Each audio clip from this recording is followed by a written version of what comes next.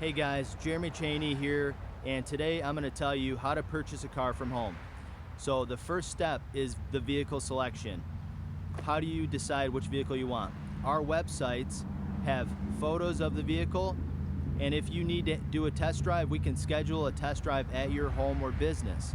Step 2 is reviewing your options and terms, meaning we're going to discuss if you want to purchase it or lease it, how much you want to put down, and if you want to lease how many miles a year, and that type of information.